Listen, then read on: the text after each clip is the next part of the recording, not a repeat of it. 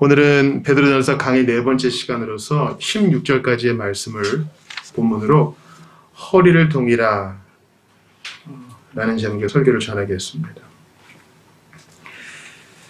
이제 13절부터 권면이 시작돼요. 3절부터 12절까지는 거의 한 덩어리로 이루어진 이미 우리가 받은 복입니다. 이제 13절부터 베드로는 흩어진 나그네에게 권면을 시작합니다. 너희가 이렇게 큰 복을 받았으니, 큰 특권을 누리고 있으니 이제 하면서 네 가지 권면을 해요. 13절을 보니까 소망을 두라. 15절의 두 번째 권면 거룩하라. 22절의 세 번째 권면 서로 사랑하라. 또 2장 2절의 네 번째 권면 말씀을 사모하라. 이렇게 이어지는 권면이 있습니다. 오늘은 이 네 가지 권면 중에 두 가지, 소망을 두라, 거룩하라를 좀 붙들기를 원합니다. 한번 역으로 살펴보기를 원합니다. 사도 베드로는 흩어진 나그네에게 이미 놀라운 복을 누리고 있고 놀라운 특권을 누리고 있는 흩어진 나그네에게 거룩하라 라고 권면을 합니다. 오늘 본문의 14, 15절을 보시죠. 너희가 순종하는 자식처럼 전에 알지 못할 때에 따르던 너희 사역을 본받지 말고, 불신자일 때의 욕정을 따르지 말고, 오직 너희를 부르신 거룩한 이처럼 너희도 모든 행실에 거룩한 자가 되라. 오직 너희를 부르신 거룩한 이가 누구겠어요, 여러분? 오직 너희를 부르신 거룩한 이, 하나님이죠. 하나님이 거룩하시니 너희도 거룩해라. 16절 같이 읽어봐요. 시작. 기록되었으되 내가 거룩하니 너희도 거룩할지어다 하셨느니라. 이 기록되었으되에 딱 밑줄을 치어보세요. 기록되었으되는 뭘 얘기하는 거죠? 구약성경 얘기하는 거예요. 흩어진 나그네 사람들이 유대인이 아닐 거예요. 유대인이 아닐 수도 있어요. 기록된 말씀은 구약의 이스라엘 백성들에게 해당되는 말이죠. 근데 흩어진 나그네에게도 적용이 된다 그래요. 구약 성경은 우리 모든 오고 오는 세대의 성도들이 받아야 될 하나님의 말씀입니다.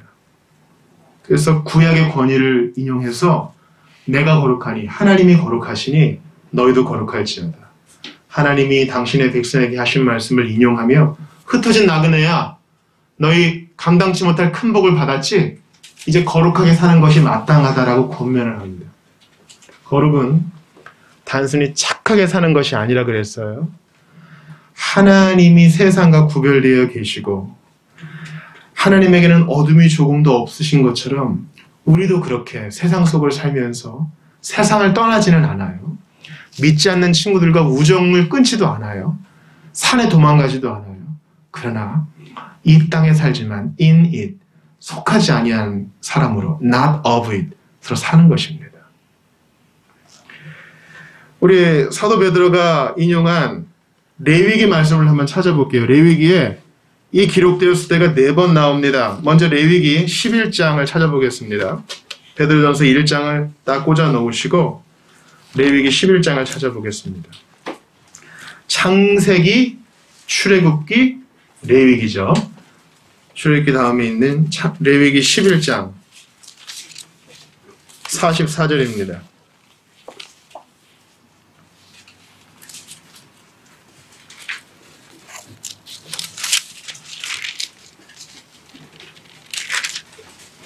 정한 짐승과 부정한 짐승을 얘기한 다음에 주님이 이 요지를 말씀하세요. 레위기 11장 44절 같이 읽어요. 시작. 나는 여호와 너희의 하나님이라. 내가 거룩하니 너희도 몸을 구별하여 거룩하게 하고 땅에 기는 길짐승으로 말미암아 스스로 더럽히지 말라.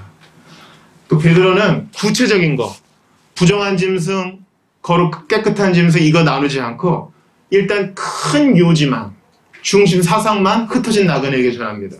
또 찾아볼게요. 레위기 19장 2절입니다.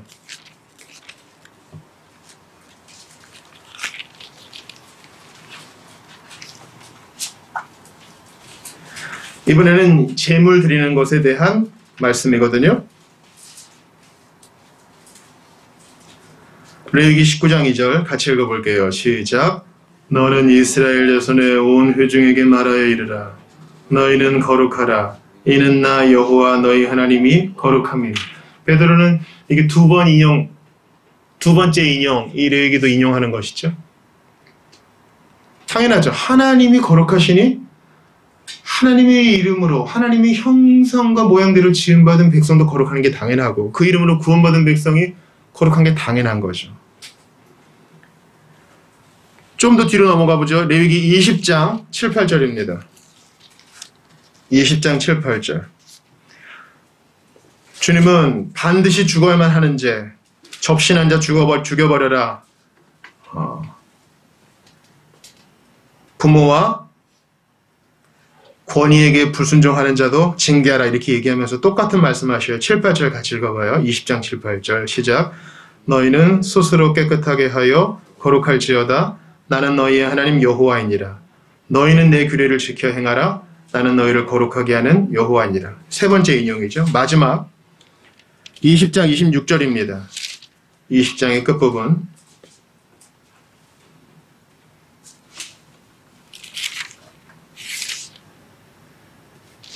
가나안의 더러운 문화를 따르지 말라 하시면서 이렇게 말씀하세요. 같이 읽어봅니다. 20장 26절 시작. 너희는 나에게 거룩할지어다. 이는 나 여호와가 거룩하고 내가 또 너희를 나의 소유로 삼으려고 너희를 만민 중에서 구별하였음이니라. 이것입니다. 다시 베드로전서 1장으로 돌아와 봐요. 레위기의 구체적인 항목을 베드로가 언급하지 않는다는 것을 기억하십시오.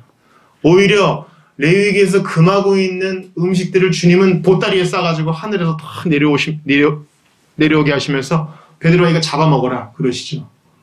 그러니까 세부 사항에 있어서는 예수님이 죽으실 때 휘장이 씌워짐으로 세부 관습법은 없어진 겁니다. 그러나 도덕법, 영적인 법은 남은 거예요. 흩어진 나그네, 구원받은 백성은 여러분 거룩하게 살아야 돼요. 구별되게 살아야 됩니다. 예수 믿는 것을 티를 내야 됩니다. 실속은 없으면서 나는 예수 믿네 하면서 오늘은 일찍 갈게요. 이렇게 못된 노릇을 하라는 것이 아닙니다.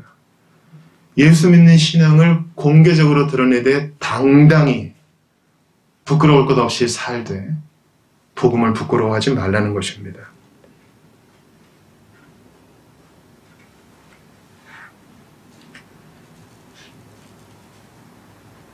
그렇게 복음을 앞세울 때 선행도 이제 뒤를 따르는 것이지요. 여러분 지난 한 주를 우리가 돌아보면서 참회와 감사의 기도 드리지 않았습니까? 우리한테 예수님 안 믿는 친구들이 있을 텐데요. 그들은 나를 어떻게 생각할까요? 예수님은요. 그들로 너희 착한 행실을 보고 하나님께 영광을 돌리게 하라 그랬어요. 그들로 너희 착한 말을 듣고라고 하지 않았습니다. 우리의 행동은 구별되어 있나요? 말은 뭐 청산유수 같은데 행동은 본이 안 되거나 덕이 안 되는 경우가 종종 있습니다. 특별히 이제 어느덧 너무 교회 생활이 편해서 신자 친구밖에 안 남았을 때 그런 경우가 종종 생기죠. 여러분 주께서 우리에게 어떤 사람을 만나게 하시건 간에 우리는 거룩하게 하나님의 백성답게 구별되게 살아야 됩니다. 세상의 가치관이 우리의 잣대가 아닙니다. 절대 그럴 수 없어요. 우리의 잣대는 하나님의 말씀과 성령 외에 없습니다.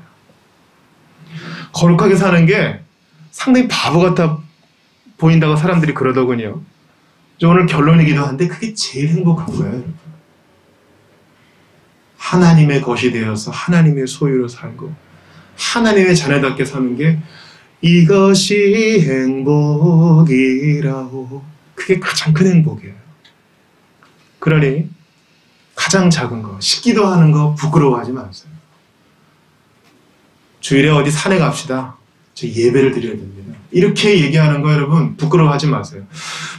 무슨 약속이 있는 것 같기도 하고 하면서 대충 넘기지 마세요. 저 그 시간이 예배하는 시간이에요.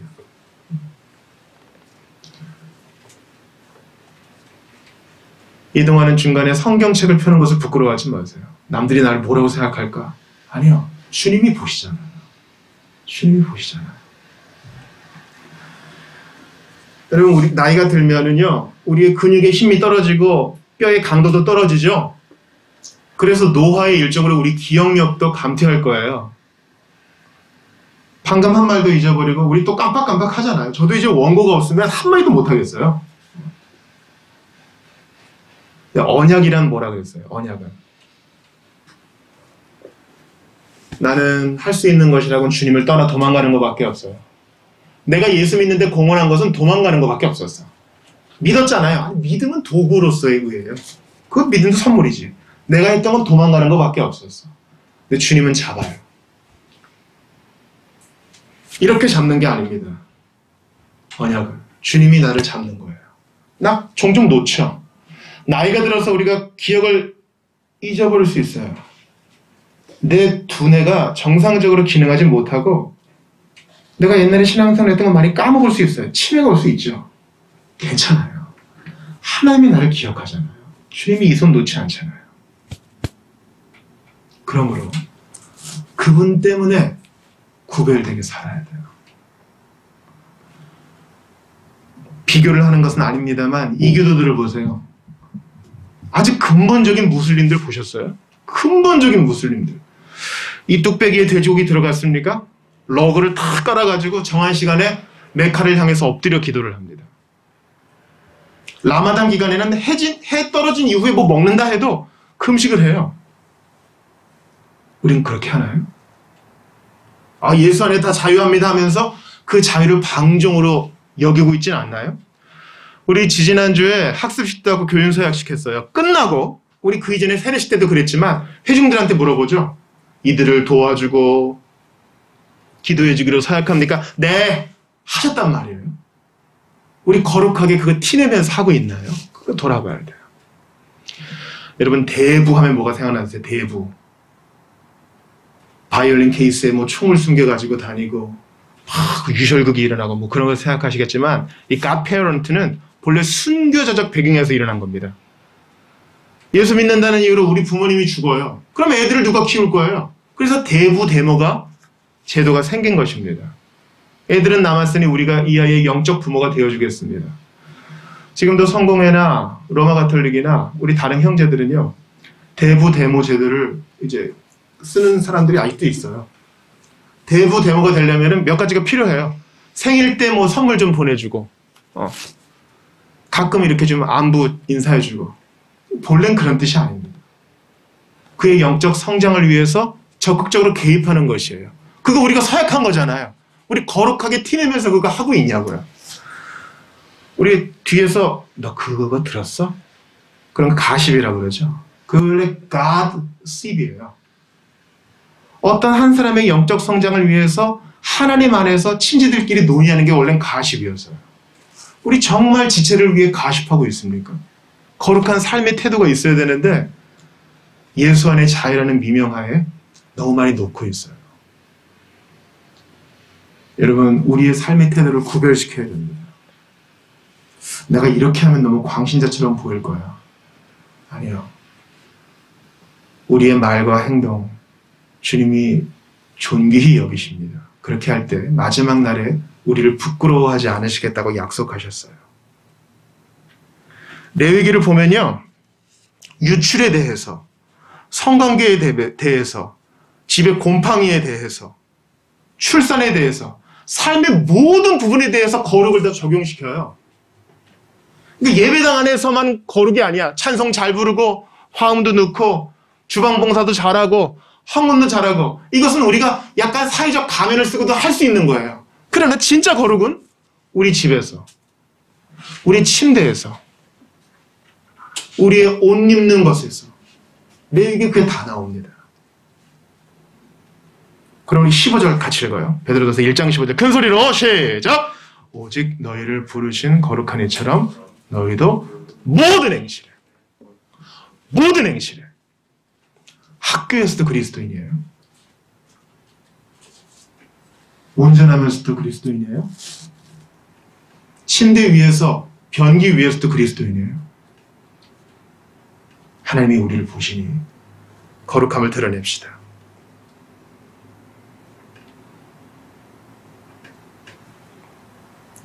두 번째는 허리를 동이라는 권면입니다. 오늘 본문의 13절 보세요. 같이 읽어보죠. 시작.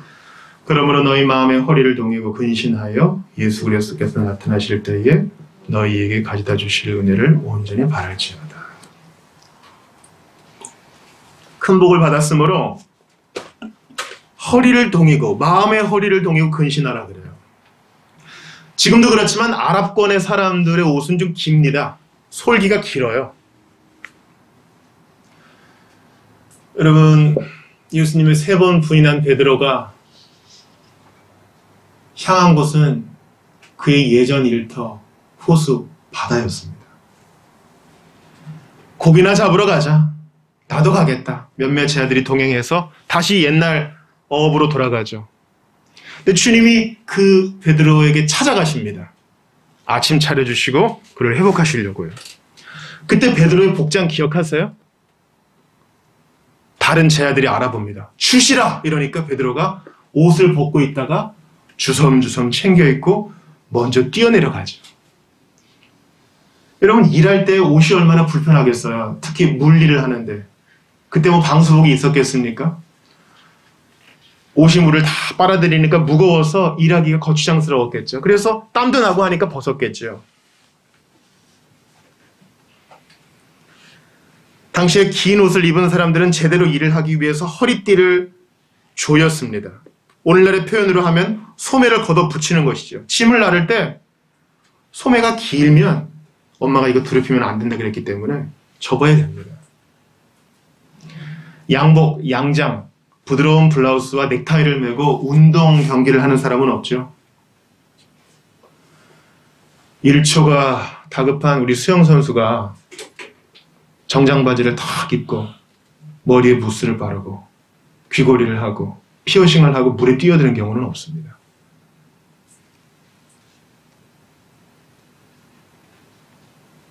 사도 베드로는 우리가 나그네답게, 경주자답게, 전사답게, 일꾼답게 이제 은혜 받은 사람으로서 허리를 조이라고 얘기하고 있는 것입니다. 그러고 보니까 성경 여기저기에 허리를 동이라는 말이 종종 나와요. 우리가 베드로전서 보기 전에 어느 책을 봤었죠, 여러분?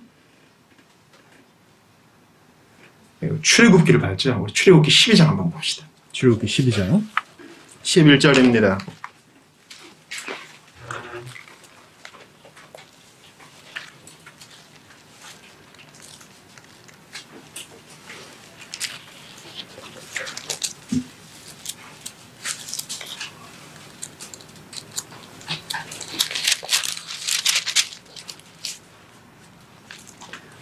유월절에 대한 것입니다. 기억이 나시죠?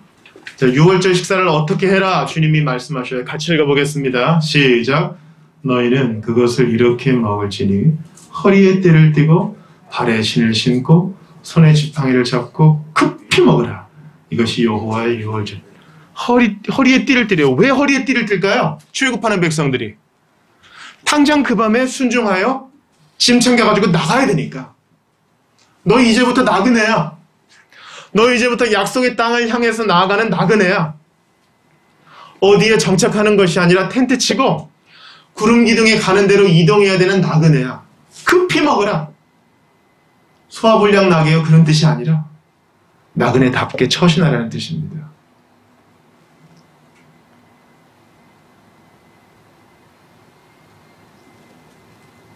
우리 군대 갔다 오신 형제들은 아시겠지만은 행군을 할 때는 칫솔 모가 있거든요. 칫솔 모두 이렇게 부러뜨립니다. 그 나머지 대는 버려요. 이 짐이 무거우니까 그것도 거추장스러운 거예요. 우리 예전에 우리 신앙생활 같이 했던 자매 중에 순례길 갔다 온 친구가 있었죠. 짐이 너무 무거우니까 옷도 한 벌, 가방도 하나 최소한 줄인답니다. 숙소에 도착하면 하는 게 뭐예요?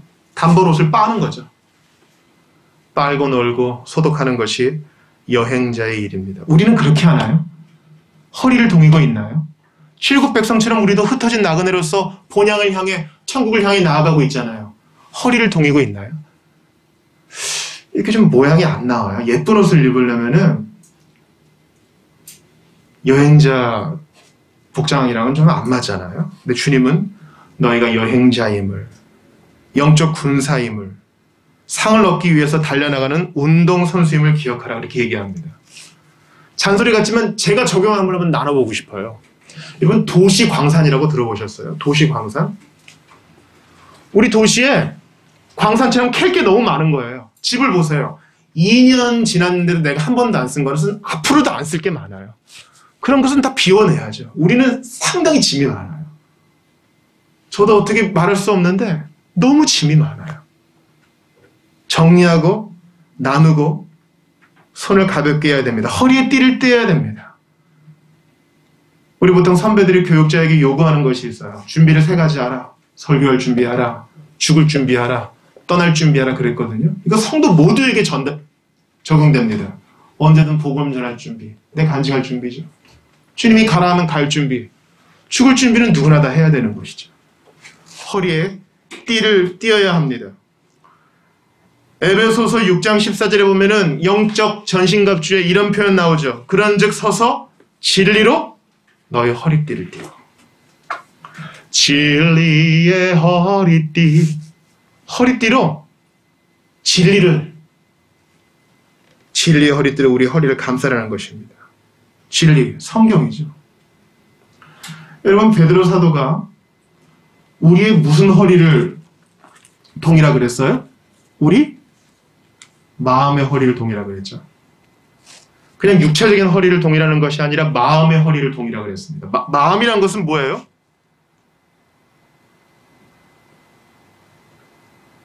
우리의 활력이 있는 곳. 그 허리를 마음으로 비유하고 있습니다. 즉 그리스도인의 중요한 일은 자신의 마음과 생각을 올바르게 관리하는 것입니다. 그게 마음의 허리를 동이는 것이에요.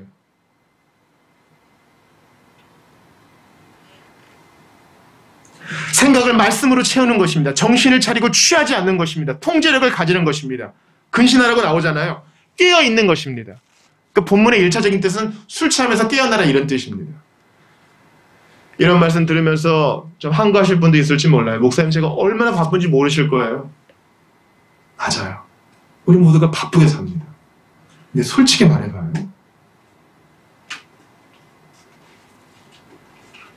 우리가 알게 모르게 습관적으로 흘려버리는 시간들. 그냥 단순히 쉬는 게 아니라 취해 있고 싶은 시간들이 있잖아요. 우리는 나그네 힘을 잊지 말아야 됩니다. 누가복음 12장을 찾아보겠습니다. 신약성경 누가복음 12장 35절입니다.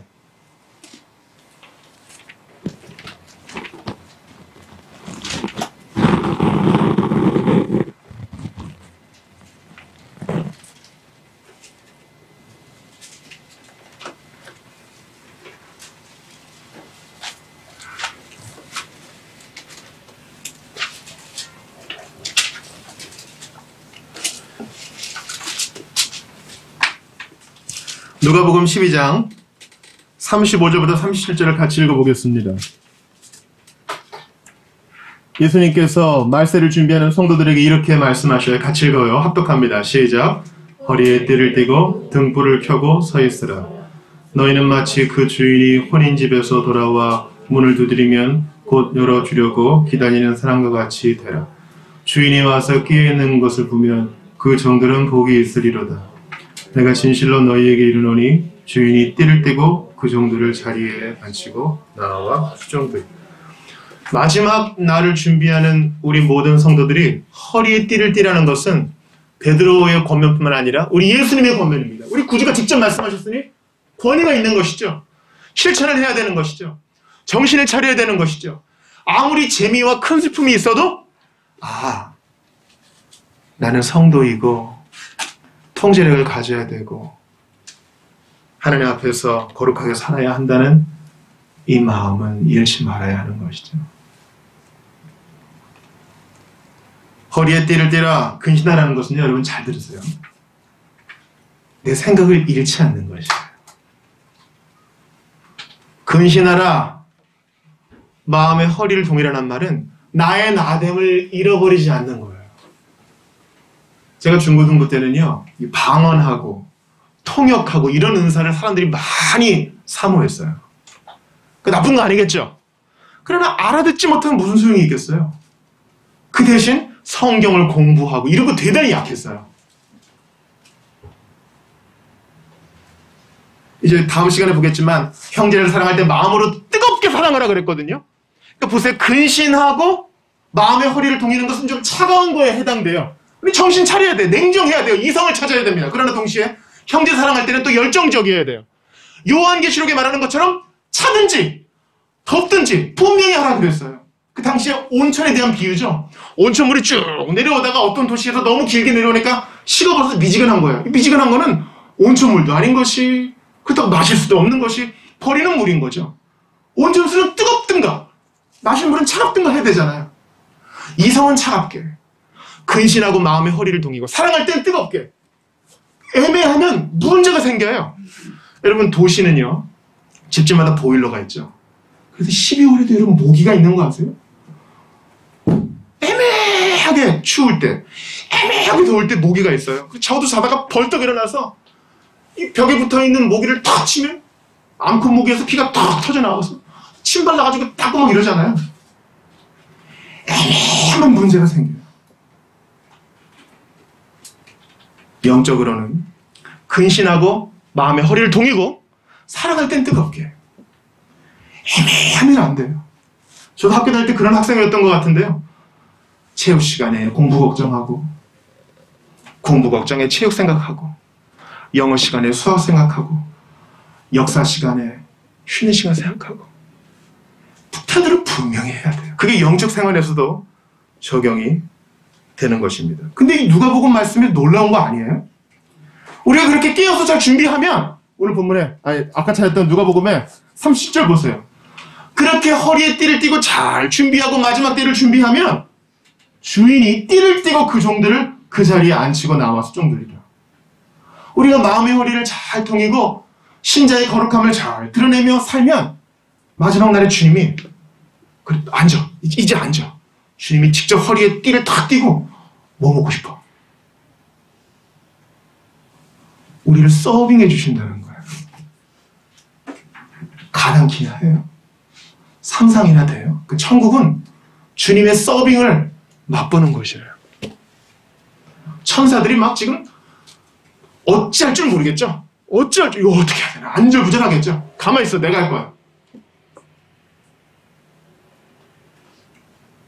주인이 직접 띠를 띠고 우리를 수정 들고 서빙하신답니다. 뭐 하면? 우리가 마음의 허리를 잘 동이면. 그러므로 통제력을 위해서 우리의 생각을 잘 붙들기 위해서라도 매일 성경을 읽고 묵상하고 궁금증을 가지고 해결을 찾고 이렇게 해야 됩니다. 성경을 읽는 것은 옵션이 아니에요. 우리 지난주에도 봤죠? 구약의 선지자들이 희미한 구약 본문을 통해서도 예수님의 죽으심과 부활을 사모했던 것처럼 우리는 그렇게 하고 있는가?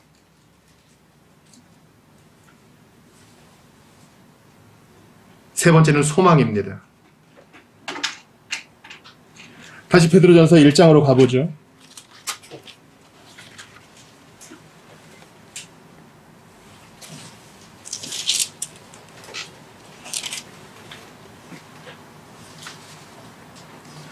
오늘 본문은 소망에서 시작해서 소망으로 끝납니다. 13절의 끝에 온전히 바랄지어다. 바란다는 것은 소망이죠.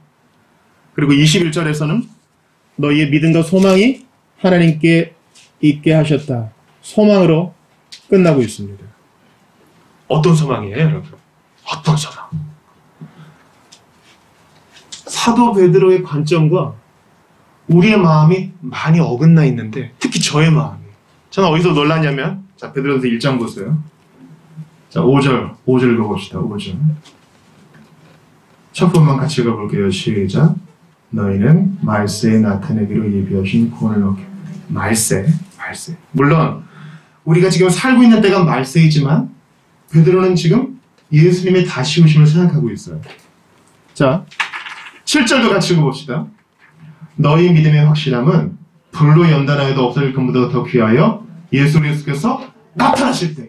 지금 베드로는 우리가 생각하는 것 이상으로 주님의 다시 오심, 주님의 재림, 마지막 심판 때 성도들을 신원해 주실 때를 생각하고 있어요. 그러니까 1세기 그리스도인들은 우리보다 더 많이 다시 오실 예수님에 대해 묵상하고 기다리고 준비했단 말이죠. 그게 그들의 허리를 동이는데 준비가 되었다는 것이죠. 자극이 된 거예요. 그들의 거룩한 삶에 자극이 된 거예요. 내가 지금 참고 견디고 인내하는 것을 주님이 마지막 날에 상 주실 거야. 하나 더 보자. 13절에 나와요. 그러므로 너희 마음의 허리를 동이고 근신하여 예수 그리스도께서 나타나실 때예요. 이 짧은 본문 안에 말세가 너무 많이 나와 있어요. 이제 우리에게 물어봅시다. 나는 과연 예수님이 다시 오신다는 것이 소망되어서 나의 거룩의 삶과 마음의 허리를 동이는 삶에 자극이 되고 있나? 오늘 본문은 아니지만 20절에도 나와 있죠. 그는 창세전부터 미리 알린 바 되신이나 이 말세에 너희를 위하여 나타내신 바 되었다.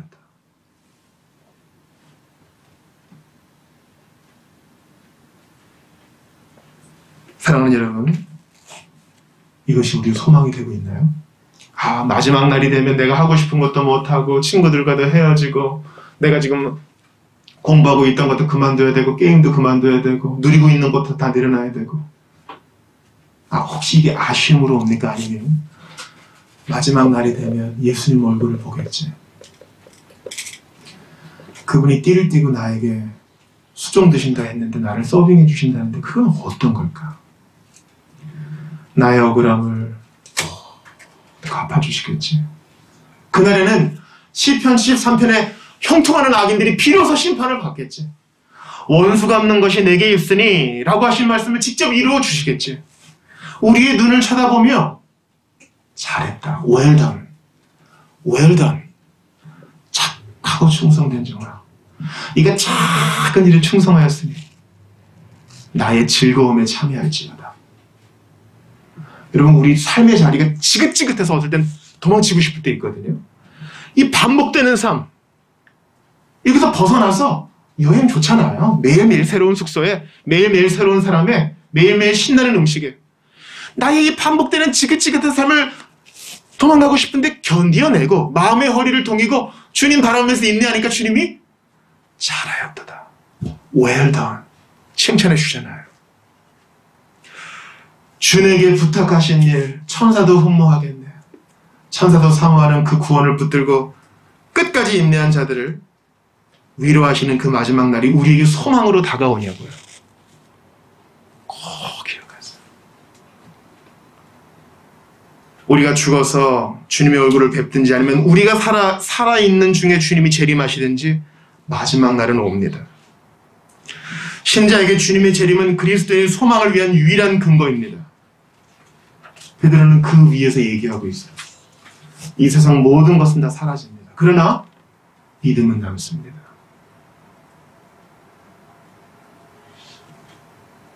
소망 가운데 마음의 허리를 동이고 복음을 부끄러워하지 않고 거룩을 드러내는 우리 모두가 다 될 수 있기를 바랍니다. 혹시 오늘 이 설교를 들으시는 분 중에 오늘 설교는 예수 믿는 사람들에게 신앙생활 잘 하라는 얘기인가 보다 이렇게 착각하시는 분들이 있을 수 있어요. 절대 그렇지 않습니다. 마음의 허리를 동이고 거룩하게 살라는 말은요, 진짜 사는 게 뭔지를 보여줘요. 여러분, 신자만이 온 우주의 의미와 고난의 의미를 해석할 수 있는 유일한 사람이에요. 다 뜻이 있구나. 예수 밖에서 이것을 우연이라고 자기 멋대로 해석하는 사람들은 권고할 뿐입니다. 그러니 속히 예수를 믿으십시오. 마음의 허리를 동이는 그 의미를 예수님이 가르쳐 주실 것입니다. 세상의 시작이 무엇이고 끝이 있다는 것을 주님이 가르쳐 주시고 오늘 사는 의미를 깨닫게 해주실 것이니 미루지 말고 속히 오늘 예수 믿으시기 바랍니다. 우리 신자 되신 형제자매 여러분들께 부탁을 드립니다. 마음의 허리를 동입시다. 목사님, 저 진짜 열심히 살고 있어요. 맞아요. 알고 있죠. 그러나 주님은 우리에게 격려하십니다. 그날이 다가옴을 볼수록 더욱 경계하라. 주님의 칭찬 듣는 자로 설 수 있도록 마음의 허리를 동이며 거룩의 길을 갈 수 있는 여러분들 다 되시기를 주의 이름으로 축원합니다. 우리 한번 같이 기도합시다. 오늘 본문에 너희가 순종하는 자식처럼 이런 말씀이 있거든요. 말잔치 많이 할 필요 없어요. 우리 있는 자리에서 묵묵히 순종하며, 우리 있는 자리에서 허리를 동이며, 우리 있는 자리에서 예수님의 시선을 의식하며 살 수 있게 도와달라고 기도합시다. 이것은 우리의 한낱 의무가 아닙니다. 오늘 본문은 그러므로라고 나오잖아요. 우리를 구원하신 하나님이 우리에게 그렇게 하고 싶은 열망을 주세요. 그렇게 하고 싶은 식욕을 주세요. 그렇게 하고 싶은 갈망을 주세요. 그 갈망이 불을 붙입시다. 허리를 동이고 성경을 읽읍시다. 거룩하게 복음을 자랑합시다. 이렇게 살려고 몸부림치는 우리 모두에게 주께서 은혜를 주실 것입니다. 다 같이 십자가 붙들고 주신 말씀 붙들고 같이 기도하겠습니다. 주 하나님 감사합니다. 마음의 허리를 동이라 하셨습니다. 예전에는 어떻게 하면 쾌락을 더 누릴까? 예전에는 어떻게 하면 더 재미를 가질까? 어떻게 더 다른 사람들을 속여먹을까? 어떻게 남을 이겨먹을까만 생각했는데 주님은 이제 중심을 갖고 분명히 하고 주님을 따르게 하시니 감사합니다. 주여, 애매모호하게 사는 것이 아니라 마지막이 있다. 끝이 있다. 예수님이 오신다는 것을 생각하게 하시고 오늘을 살게 하시니 감사합니다. 모든 영광과 찬양을 받으시고 그렇게 하여 주시옵소서. 주께서 붙들어 주시기를 간절히 바라옵니다. 멀쩡을 더하여 주시옵소서.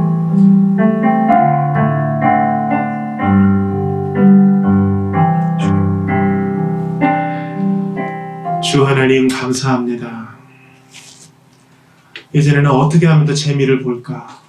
어떻게 더 쾌락을 누릴까? 어떻게 남을 속여먹을까? 이겨먹을까만 생각했다면 이제는 목표를 분명하게 정하고 마음의 허리를 동이고 다시 오실 예수님을 소망하며 살게 하시니 감사합니다. 그래도 되는 대로 사는 것이 아니라 마지막을 바라보면서 예수님의 재림과 주님의 상주심을 생각하면서 오늘을 이겨내는 모든 성도들과 함께하여 주시옵소서. 주여, 방황하는 자들 속히 돌아오게 하시옵소서. 여기 진짜 삶이 있는데 헛된 것을 찾아 방황하는 자들 속히 주님 앞에 무릎 꿇게 하여 주시고 믿음과 회개를 선물로 주시옵소서. 이번 한 주 거룩하게 복음을 자랑하며 살기를 원하오니 이렇게 살려고 하는 결단한 모든 이들과 함께 하시고 생각지도 못했던 간증이 터져나오게 하여 주시옵소서. 주님, 부족하지만 이렇게 살려 하면 마지막 날에 우리 눈을 보시고 내가 너를 안다, 잘하여도다, 착하고 충성된 종아 칭찬하시며 직접 주인 되신 예수님께서 허리에 띠를 띠고 우리에게 수종 드신다 했는데 이 감당할 수 없는 복을 주시니 이번 한 주도 감사로 충성으로 반응하며 살게 하여 주옵소서. 우리를 위하여 십자가의 처참히 죽으셨으나 영광스럽게 부활하셔서 지금도 임마누엘 함께 하시는 주 예수 그리스도의 이름으로 기도드리옵나이다. 아멘.